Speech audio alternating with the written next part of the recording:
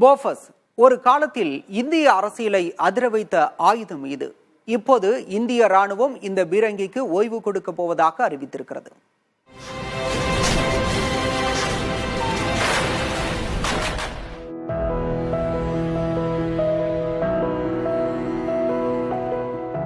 காலத்திற்கு ஏற்ப கட்டமைப்பை நவீனப்படுத்திக் கொள்ள வேண்டிய தேவையில் இருக்கிறது இந்திய ராணுவம். அந்த வகையில் பழைய ரக ஆயுதங்களுக்கு பதிலாக நவீன போர்க்கருவிகளை பயன்படுத்த முடிவு செய்திருக்கிறது. இதன் ஒரு கட்டமாக போஃபர்ஸ் பீரங்கியில் பொருத்தப்படும் துப்பாக்கிகளின் பயன்பாட்டை 2030ஆம் ஆண்டுடன் முடித்துக் கொள்ள ராணுவம் திட்டமிட்டிருக்கிறது. தரையில் இருந்து எதிர்நிலையை நோக்கி தாக்குதல் நடத்தும் போஃபர்ஸ் FH-77 ரக பீரங்கிகள் 1980களிலிருந்து இந்திய ராணுவத்தில் பயன்படுத்தப்பட்டு வருகின்றன.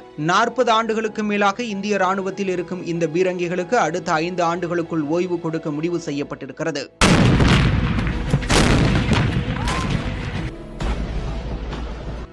இத்தகைய ரக ஆயுதங்கள் 200க்கும் மேற்பட்டவை தற்போது ராணுவத்தில் இருக்கும் நிலையில் அத்தனையும் குடோனுக்கோ காட்சியகத்துக்கோ அனுப்பப்படலாம் என தெரிகிறது. ஸ்வீடனை பூர்வீகமாக கொண்ட இந்த போஃபர்ஸ் ரக ஆயுதங்கள் கார்கில் போரில் பெரும் பங்கு வகித்தவை. போஃபர்ஸுக்கு பதிலாக தனுஷ், ATAGS ஆகிய நவீன ரக போர் ஆயுதங்களை பயன்படுத்த இந்திய ராணுவம் முடிவு செய்திருக்கிறது.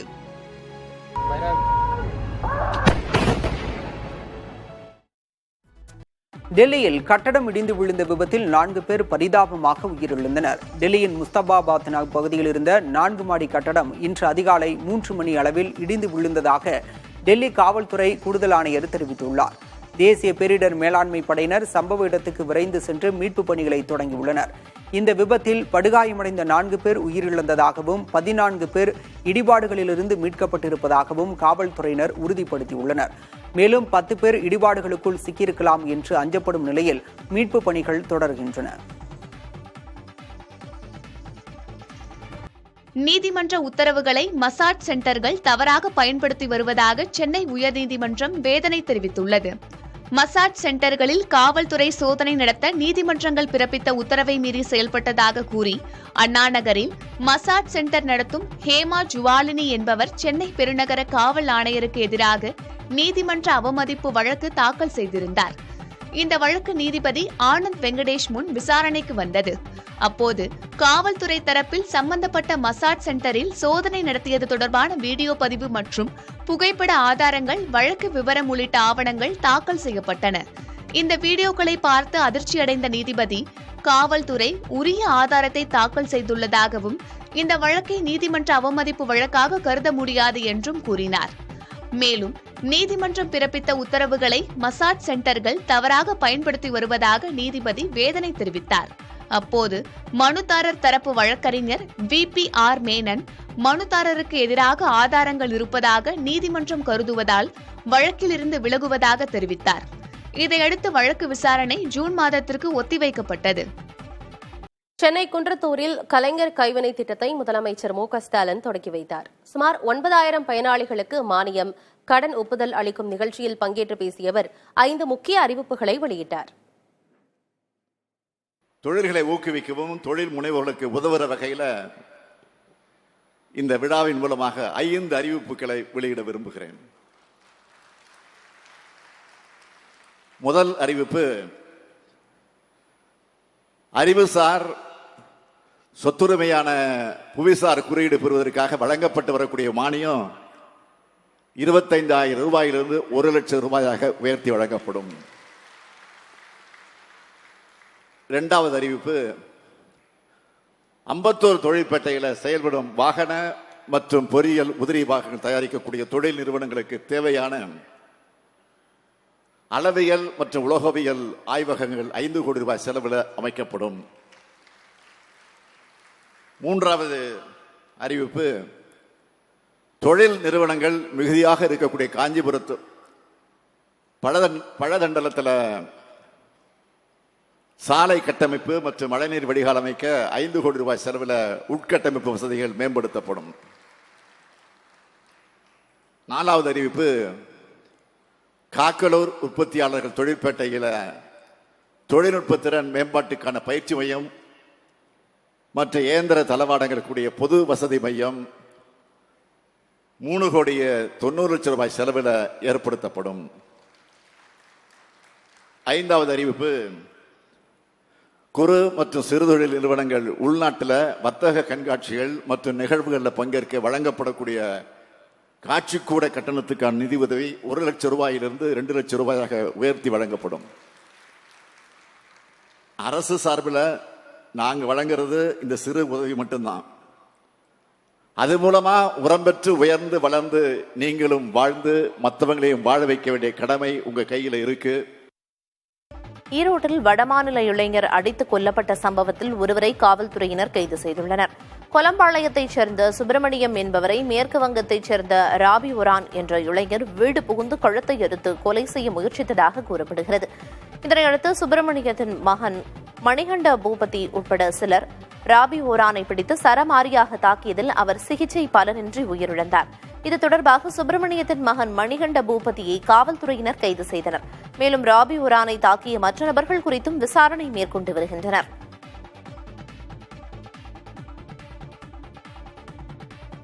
கர்நாடக முதல்வர் சித்தராமையா சாதிவாரி கணக்கெடுப்பு அறிக்கை முடிவுகளை நடைமுறைப்படுத்துவதற்கு கூடுதல் கால அவகாசம் எடுத்துக்கொள்ள தீர்மானித்திருப்பதாக தகவல்கள் வெளியாகியுள்ளன. 2015ஆம் ஆண்டில் கர்நாடகாவில் காங்கிரஸ் ஆட்சியில் இருந்தபோது சாதிவாரி கணக்கெடுப்பு நடத்தி முடிக்கப்பட்டது. அப்போதும் சித்தராமையாதான் முதல்வராக இருந்தார். இந்த கணக்கெடுப்பில் லிங்காயத், ஒக்கலிகா சமூகங்களின் மக்கள் தொகை குறைவாக கணக்கிடப்பட்டுள்ளதாக சர்ச்சை எழுந்ததை அடுத்து இந்த அறிக்கை கிடப்பில் போடப்பட்டது. 2023இல் மீண்டும் சித்தராமையா முதல்வரான நிலையில் சாதிவாரி கணக்கெடுப்பு அறிக்கையின் பரிந்துரைகளை செயல்படுத்த கர்நாடக அரசு முனைப்பு காண்பித்து வருகிறது. ஆனால் இந்த அறிக்கையில் குருபா சமூகத்தை மிகவும் பிற்படுத்தப்பட்ட சமூகமாக மாற்ற வேண்டும் என்ற பரிந்துரைக்கு பிற்படுத்தப்பட்ட சமூகங்களில் ஆதிக்கமிக்க சமூகங்களான லிங்காயத், ஒக்கலிகா சமூகத்தினர் எதிர்ப்பு தெரிவித்து வருகின்றனர். கர்நாடகாவில் 137 காங்கிரஸ் எம்எல்ஏக்களில் 60 பேர் இவ்விரு சமூகங்களைச் சேர்ந்தவர்கள் என்பது குறிப்பிடத்தக்கது. மேலும் இந்த கணக்கெடுப்பில் நகர்ப்புற பகுதிகளிலிருந்து பல குடும்பங்கள் விடுபட்டு விட்டதாகவும் சர்ச்சை எழுந்துள்ளது. இந்நிலையில் அண்மையில் நடைபெற்ற அமைச்சரவைக் கூட்டத்திற்கு தலைமை தாங்கிய சித்தராமையா சாதிவாரி கணக்கெடுப்பில் உள்ள பிழைகளையும் அவற்றை சரி செய்வதற்கான பரிந்துரைகளையும் எழுத்துப்பூர்வமாக அளிக்குமாறு தனது அமைச்சரவை சகாக்களை கேட்டுக் கொண்டிருப்பதாக கூறப்படுகிறது. நடிகையும் பாஜக நிர்வாகியுமான குஷ்புவின் எக்ஸ் தள கணக்கு ஹேக் செய்யப்பட்டது. இதுகுறித்த அறிவிப்பை தனது இன்ஸ்டாகிராம் பக்கத்தில் குஷ்பு பதிவிட்டார். அதில் தான் பதிவிடாத தகவல்கள் தனது எக்ஸ் தள பக்கத்தில் பதிவிடப்பட்டிருப்பதாகவும் எக்ஸ் தளத்தில் தனது மின்னஞ்சல் முகவரியை ஹேக்கர்கள் மாற்றியிருப்பதாகவும் தெரிவித்தார். தனது எக்ஸ் தள பக்கம் ஹேக் செய்யப்பட்டது தொடர்பாக புகார் அளித்திருப்பதாகவும் குஷ்பு தெரிவித்தார். என்னுடைய இமெயில் ஐடி, என்னோட பாஸ்வேர்ட் எல்லாமே பிளாக் பண்ணி, அப்போ போய் பார்த்தாக்க ஏதோ புது ஐடியில அவங்க மாத்திருக்காங்க. புது இமெயில் ஐடியே போட்டு மாத்திருக்காங்க. அது எனக்கு மெயில் வந்துச்சு, புது இமெயில் ஐடியில லாகின் பண்ணிருக்கீங்க. நம்மளுடைய துணை ஜனாதிபதி அவங்களுக்கு எதிராக ஒரு ரிட்வீட் பண்ணியிருக்காங்க. ஒரு கிரிப்டோ கரன்சி பத்தி நான் விசாரிச்சிருக்க மாதிரி அதுல வந்திருக்கு. நமக்கு ஒரு படி முன்னாடி இருக்கிறாங்க இந்த ஹேக்கர்ஸ். அது மட்டும் தான் தெளிவா தெரியுது. ஸோ என்ன பண்ணாலும் எப்படி வேணாலும் நீங்க ஹேக் பண்ண முடியும் அவங்களால. ஸோ அதுதான் ஒரு பெரிய கிரைமாவே இருக்கு. இதுக்கு நிச்சயமாக ஒரு தண்டனை இருக்கணும். தேனாம்பேட்டை முதல் சைதாப்பேட்டை வரையிலான ஜிஎஸ்டி சாலையில் 4 வழி மேம்பாலம் அமைக்கும் பணிகள் நடைபெற உள்ளதால் சோதனை அடிப்படையில் போக்குவரத்து மாற்றம் செய்யப்பட்டுள்ளது. தேனாம்பேட்டை முதல் சைதாப்பேட்டை வரை ஜிஎஸ்டி சாலையில் ஏப்ரல் 20 முதல் 22ஆம் தேதி வரை போக்குவரத்து மாற்றம் செய்யப்பட உள்ளது. தேனாம்பேட்டையிலிருந்து சைதாப்பேட்டை செல்லும் வாகனங்கள் செனடாப் சாலை வழியாகவும், சைதாப்பேட்டையிலிருந்து சேமியர்ஸ் சாலை செல்லும் வாகனங்கள் அண்ணா சாலை வழியாகவும் திருப்பிவிடப்படுகின்றன. ஜிகேஎம் பாலம் மற்றும் ரத்னா நகர் பிரதான சாலை ஒரு வழிப்பாதையாக மாற்றப்பட்டுள்ளது. கோட்டூர்புரத்திலிருந்து தேனாம்பேட்டை செல்லும் வாகனங்களுக்கு மாற்றுப்பாதை அறிவிக்கப்பட்டுள்ளது. அண்ணா சாலை, செனடாப் சாலை, சேமியர்ஸ் சாலை மற்றும் சுற்றியுள்ள பகுதிகளில் வாகனங்கள் நிறுத்த தடை விதிக்கப்பட்டுள்ளது. பொதுமக்கள் ஒத்துழைப்பு தருமாறு சென்னை போக்குவரத்து காவல்துறை கேட்டுக் கொண்டுள்ளது. தமிழ்நாட்டில் அரசு மருத்துவர்கள் மற்றும் செவிலியர் பணியிடங்களை 2 மடங்காக அதிகரிக்க வேண்டும் என்று அரசு மருத்துவர்களுக்கான சட்ட போராட்டக் குழு வலியுறுத்தியுள்ளது. இந்த குழுவின் தலைவர் பெருமாள் பிள்ளை இது தொடர்பாக அறிக்கை வெளியிட்டுள்ளார். அதில் அரசு மருத்துவமனைகளில் சிகிச்சைக்கு வரும் நோயாளிகளின் எண்ணிக்கை அதிகரித்திருக்கும் நிலையில் மருத்துவர், செவிலியர் எண்ணிக்கை அதிகரிக்கப்படவில்லை என்று கூறியுள்ளார். தற்போது தமிழ்நாட்டில் உள்ள அரசு மருத்துவமனைகளில் சுமார் 20,000 மருத்துவர்கள் பணியாற்றி வருவதாக கூறியுள்ள அவர் இந்த எண்ணிக்கையை 40,000ஆக அதிகரிக்க வேண்டும் என்று வலியுறுத்தியுள்ளார். செவிலியர் எண்ணிக்கையையும் அதிகரிக்க வேண்டும் என்று அவர் கூறியுள்ளார். பணத்துக்காகவும் பொருட்களுக்காகவும் தங்களது வாக்குகளை விற்பவர்கள் அடுத்த பிறவியில் நாய், பூனை உள்ளிட்ட விலங்குகளாக பிறப்பார்கள் என்று மத்திய பிரதேச பாஜக எம்எல்ஏவும் முன்னாள் அமைச்சருமான உஷா தாக்கூர் கூறியுள்ளார். மத்திய பிரதேச மாநிலம் மோ தொகுதியின் சட்டமன்ற உறுப்பினர் உஷா தாக்கூர். இவர் 2020 முதல் 2023 வரை கலாச்சார மற்றும் சுற்றுலாத்துறை அமைச்சராக இருந்தவர். அண்மையில் தனது தொகுதியில் நடைபெற்ற கூட்டம் ஒன்றில் உரையாற்றிய உஷா தாக்கூர், வாக்காளர்கள் பணத்தையோ மதுபானம் உள்ளிட்ட பொருட்களையோ பெற்றுக்கொண்டு வாக்களிப்பதாக குற்றம் சாட்டினார். தனக்கு கடவுளுடன் பேசும் சக்தி இருப்பதாக கூறிய தாக்கூர், வாக்குகளை பணத்துக்காகவும் பொருட்களுக்காகவும் விற்பவர்கள் அடுத்த பிறவியில் நாய், பூனை, ஆடு, ஒட்டகம் போன்ற விலங்குகளாக பிறப்பார்கள் என்று எச்சரிக்கும் தொனியில் பேசியுள்ளார். கேரளாவில் அரசு பேருந்து கண்ணாடியை உடைத்து ஓட்டுநரை தாக்கியதாக 3 கைது செய்யப்பட்டனர். வயநாடு மாவட்டம் முட்டில் பகுதியில் உணவு டெலிவரி செய்யும் நபரின் இருசக்கர வாகனத்தை அரசு பேருந்து உரசியதாக சொல்லப்படுகிறது. இதில் ஆத்திரமடைந்த இளைஞர் பேருந்தை மறித்துள்ளார். அவருக்கு ஆதரவாக வந்த 2 நண்பர்கள் இளைஞரோடு சேர்ந்து பேருந்தின் கண்ணாடியை உடைத்து ரகளையில் ஈடுபட்டனர்.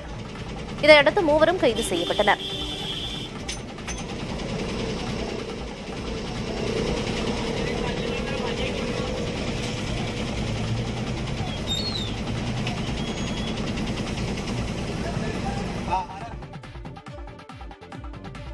வாரண்டி காலத்தில் பழுதான டிவியை சரி செய்யாததால் வாடிக்கையாளருக்கு புதிய தொலைக்காட்சி பெட்டியோடு 1 லட்சம் ரூபாய் நஷ்டஈடு வழங்க வேண்டும் என பிரபல டிவி நிறுவனத்திற்கு திருவாரூர் நுகர்வோர் நீதிமன்றம் உத்தரவிட்டுள்ளது. திருவாரூர் மாவட்டம் புலிவரத்தைச் சேர்ந்த கார்த்தி என்பவர் சுமார் 1.5 லட்சம் ரூபாய்க்கு பிரபல நிறுவனத்தின் தொலைக்காட்சி பெட்டியை வாங்கியுள்ளார். 6 மாதங்களில் பழுது ஏற்பட்டதாக கூறி வாரண்டியை பயன்படுத்தி பழுது நீக்க கோரியுள்ளார். பந்து பட்டதால் தொலைக்காட்சி பெட்டி சேதமானதாக கூறி வாரண்டி வழங்க நிறுவனம் மறுத்துவிட்டதாக தெரிகிறது. இதனால் நுகர்வோர் நீதிமன்றத்தில் கார்த்தி வழக்கு தொடர்ந்தார். பந்து பட்டு பழுது ஏற்பட்டதை பிரபல நிறுவனம் நிரூபிக்க தவறியதால் பாதிக்கப்பட்ட வாடிக்கையாளருக்கு அதே விலையில் புதிய தொலைக்காட்சி பெட்டியை வழங்க வேண்டும் என்றும் மன உளைச்சல், பொருளாதார இழப்பு ஏற்படுத்தியதற்கு நஷ்ட ஈடாக 1 லட்சம் ரூபாயும் வழக்கு செலவு தொகையாக 10,000 ரூபாயும் வழங்க வேண்டும் என்றும் நீதிமன்றம் உத்தரவிட்டுள்ளது. கேரளா கர்நாடகா வனப்பகுதி சாலையில் யானையிடம் நெருங்க முயன்ற நபர் உயிர் தப்பி ஓடிவரும் காட்சி இணையத்தில் வைரலாகி வருகிறது. கர்நாடக மாநிலம் குண்டல்பேட்டை பகுதியில் இருந்து கேரள மாநிலம் வயநாடு செல்லும் சாலையில் இந்த சம்பவம் அரங்கேறியது. வனப்பகுதி சாலையில் யானைகள் முகாமிட்டிருப்பதைக் கண்ட இருசக்கர வாகன ஓட்டி ஒருவர் அவற்றின் அருகே நெருங்க முற்பட்டார். அப்போது யானைகள் அவரை துரத்தியதில் அந்த நபர் தலை தெறிக்க ஓடினார்.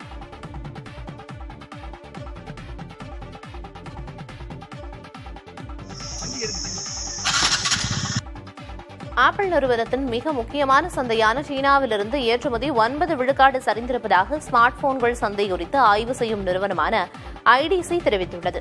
சீனாவின் ஸ்மார்ட் போன்கள் சந்தையில் ஆப்பிள் நிறுவனம் 5வது இடத்தில் உள்ளது. இந்நிலையில் சீனாவிலிருந்து ஏற்றுமதி 9,80,000 குறைந்திருப்பதாகவும் இதனால் அந்நிறுவனத்தின் சந்தை மதிப்பு 17.4 விழுக்காட்டிலிருந்து 13.7 விழுக்காடாக குறைந்திருப்பதாகவும் ஐடிசி கூறியுள்ளது.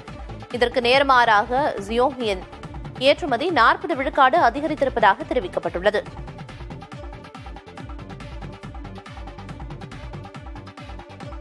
நிதித்துறை ஒப்புதல் வழங்கினால் தர்பூசணி விவசாயிகளுக்கு ஏக்கருக்கு 10,000 ரூபாய் குறைந்தபட்ச நிவாரணம் வழங்க வாய்ப்பிருப்பதாக தகவல் வெளியாகியுள்ளது. தர்பூசணி பழங்களில் ரசாயன ஊசி செலுத்தப்படுவதாக உணவு பாதுகாப்புத்துறை அதிகாரி பேசிய காணொலி வெளியான நிலையில் தமிழகத்தில் விற்பனை முற்றிலுமாக பாதிக்கப்பட்டது. சுமார் 10,000க்கும் மேற்பட்ட விவசாயிகள் வாழ்வாதாரம் இழந்த நிலையில் அரசு நிவாரணம் வழங்க வேண்டும் என கோரிக்கை விடுத்தனர். அதன்படி முதல்வரின் தனிப்பிரிவு மற்றும் வேளாண் துறை செயலரிடம் மனு அளிக்கப்பட்டது. அதைத் தொடர்ந்து நிவாரணம் வழங்குமாறு வேளாண் துறை சார்பில் அரசுக்கு பரிந்துரைக்கப்பட்டது.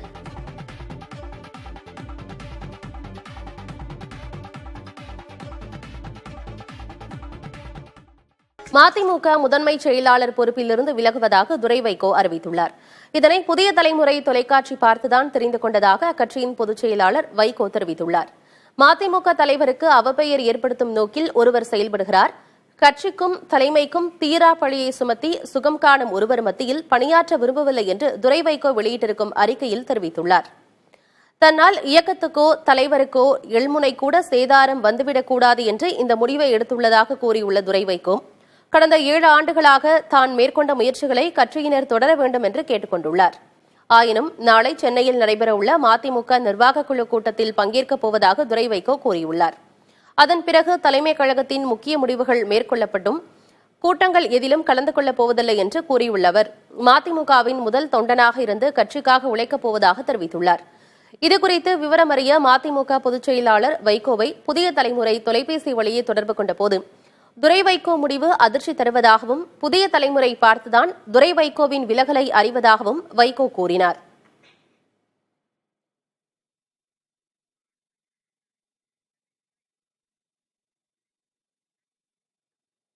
சென்னை சோழிங்கநல்லூரில் தமிழக வெற்றிக் கழகம் சார்பில் தகவல் தொழில்நுட்ப பிரிவு மற்றும் சமூக ஊடகவியல் பிரிவு ஆலோசனைக் கூட்டம் தனியார் மண்டபத்தில் நடைபெறுகிறது. இதில் தவிக பொதுச் செயலாளர் என் ஆனந்த், தேர்தல் பிரச்சார மேலாண்மை பிரிவு பொதுச் செயலாளர் ஆதவர்ஜுனா, தகவல் தொழில்நுட்ப பிரிவு ஒருங்கிணைப்பாளர் CTR நிர்மல்குமார் உள்ளிட்ட தவிகவினர் ஏராளமானோர் கலந்து கொண்டுள்ளனர். தமிழ்நாடு முழுவதும் தொகுதிக்கு 2 பேர் என நிர்வாகிகள் வந்துள்ளனர். மாவட்ட செயலாளர் வழங்கிய லெட்டர் பேட் மற்றும் ஆதார் அட்டை கொண்டு வருபவர்களுக்கு மட்டுமே அனுமதி அளிக்கப்பட்டுள்ளது. வரும் தேர்தலில் தொழில்நுட்ப பிரிவு சார்பாக நிர்வாகிகள் எவ்வாறு செயல்படுவது குறித்து ஆலோசிக்க உள்ளதாக தகவல் வெளியாகியுள்ளது.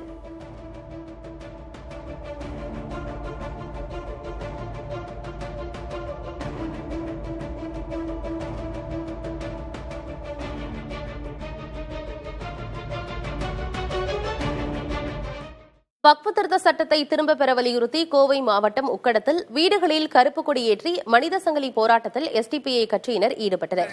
கடும் எதிர்ப்புகளுக்கு மத்தியில் வக்ஃபு திருத்த சட்டம் நாடாளுமன்றத்தில் நிறைவேற்றப்பட்டது. இந்த சட்டத்தை திரும்பப் பெற வேண்டும் என வலியுறுத்தி நாடு முழுவதும் பல்வேறு போராட்டங்கள் நடைபெற்று வருகின்றன. இதன் ஒரு பகுதியாக கோவை மாவட்டம் உக்கடம் அன்பு நகர் பகுதியில் SDPI கட்சியினர் வீடுகளில் கருப்பு கொடியேற்றி போராட்டத்தில் ஈடுபட்டனர். அன்பு நகர் மற்றும் அதனை சுற்றியுள்ள 500க்கும் மேற்பட்ட வீடுகளில் கருப்பு கொடி ஏற்றப்பட்டுள்ளது. சாலைகளிலும் கருப்பு கொடியினை ஏற்றிய SDPI கட்சியினர் மனித சங்கிலி போராட்டத்தில் ஈடுபட்டனர்.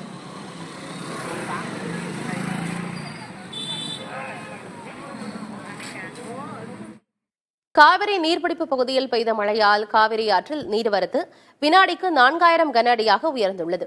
தமிழக கர்நாடக மாநில காவிரி நீர்பிடிப்பு பகுதிகளில் பெய்த மழையின் காரணமாக காவிரி ஆற்றில் தமிழக எல்லையான பிலிகுண்டுலுவுக்கு இன்று காலை வினாடிக்கு 2000 கன அடியிலிருந்து வினாடிக்கு 4000 கன அடியாக நீர்வரத்து உயர்ந்துள்ளது.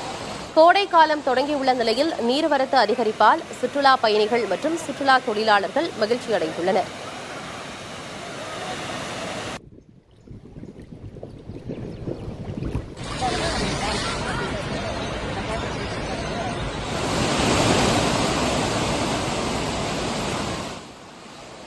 விழுப்புரம் மாவட்டம் மேல்பாதி திரௌபதியம்மன் கோயில் 3வது நாளாக திறக்கப்பட்ட நிலையில் ஒருவர் கூட வராமல் வெறிச்சோடி காணப்பட்டது. மேல்பாதி கிராமத்தில் அமைந்துள்ள தர்மராஜா திரௌபதியம்மன் கோயிலில் பட்டியலின மக்கள் 2023ஆம் ஆண்டு மார்ச் மாதம் தரிசனம் செய்தபோது அவர்களை சுவாமி தரிசனம் செய்ய விடாமல் ஒரு பிரிவினர் அடித்து வெளியேற்றினர். இதனால் இரு தரப்பினரிடையே மோதல் ஏற்பட்டது. சமாதான முயற்சிகள் தோல்வியடைந்ததால் பட்டியலினத்தவர் சுவாமி தரிசனம் செய்ய நடவடிக்கை எடுக்க கோரி சென்னை உயர்நீதிமன்றத்தில் வழக்கு தொடரப்பட்டது.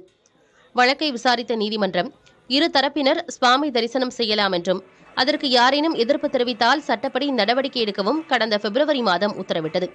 இதன்படி இரு தரப்பினரும் சுவாமி தரிசனம் செய்ய ஏற்பாடு செய்யப்பட்டது. 2 வருடங்களுக்கு பிறகு 16ஆம் தேதி பலத்த பாதுகாப்புடன் திறக்கப்பட்டதில் பட்டியலின சமூகத்தைச் சார்ந்த 50க்கும் மேற்பட்டோர் சுவாமி தரிசனம் செய்தனர். மற்ற சமூகத்திலிருந்து ஒரு பெண் 10 சிறுவர்கள் மட்டுமே சுவாமி தரிசனம் செய்திருந்தனர். 2வது நாளில் யாரும் தரிசனம் செய்ய வராத நிலையில் 3வது நாளான இன்றும் யாரும் சுவாமி தரிசனம் செய்ய வரவில்லை.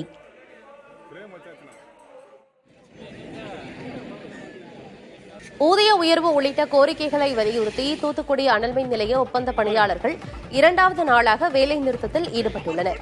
தூத்துக்குடி துறைமுக வளாக பகுதியில் மத்திய அரசின் கீழ் செயல்பட்டு வரும் NTPL அனல்மின் நிலைய ஒப்பந்த ஊழியர்களுக்கு நெய்வேலி NLC ஒப்பந்த ஊழியர்கள் போல ஊதிய உயர்வு அளிக்க வேண்டும் என்று கோரி சென்னை உயர்நீதிமன்றத்தில் வழக்கு தொடரப்பட்டது. இதில் கடந்த மார்ச் 3ஆம் தேதி உத்தரவிட்ட நீதிமன்றம் ஊதிய உயர்வு அளிக்க ஆணையிட்டது. இந்நிலையில் ஊதிய உயர்வு கோரிக்கையுடன் கடந்த 17ஆம் தேதி நள்ளிரவு முதல் தமிழ்நாடு மின் ஊழியர் மத்திய அமைப்பு சார்பில் ஒப்பந்த ஊழியர்கள் வேலை நிறுத்த போராட்டத்தில் ஈடுபட்டு வருகின்றனர். போராட்டத்தில் ஈடுபட்டு வரும் ஒப்பந்த ஊழியர்கள் NTPL அனல்மின் நிலையம் முன்பு காத்திருப்பு மற்றும் ஆர்ப்பாட்டத்தில் ஈடுபட்டனர். திருநீர்மலை ரங்கநாதர் பெருமாள் கோயில் சித்திரை திருவிழாவின் 8ஆம் நாளான இன்று தேரோட்டம் விமரிசையாக நடைபெற்றது. கோயிலிலிருந்து புறப்பட்ட தேர் மாட வீதிகள் வழியாக உலா வந்தபோது 1000த்திற்கும் மேற்பட்ட பக்தர்கள் கோவிந்தா விளக்கத்துடன் தேரை வடம் பிடித்து இழுத்தனர். அப்போது பக்தர்கள் சிலர் தேரின் முன்பு கீழே விழுந்ததால் சிறிது நேரம் பரபரப்பு ஏற்பட்டது. பின் அந்த பரபரப்பு தணிந்தது. தேரோட்டத்தால் அந்த பகுதியை விழாக்கோலம் பூண்டுள்ளது.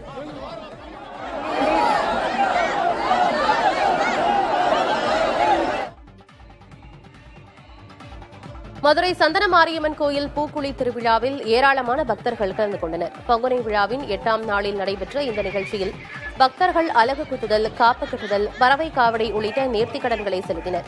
பின்னர் அம்மனுக்கு சிறப்பு அபிஷேகங்கள் நடைபெற்றன. இதையடுத்து சந்தன மாரியம்மன் அலங்கரிக்கப்பட்ட சப்பரத்தில் வைக்கப்பட்டு சிறப்பு பூஜைகள் நடத்தப்பட்ட பிறகு அம்மன் சப்பரம் வீதி உலா சென்றது.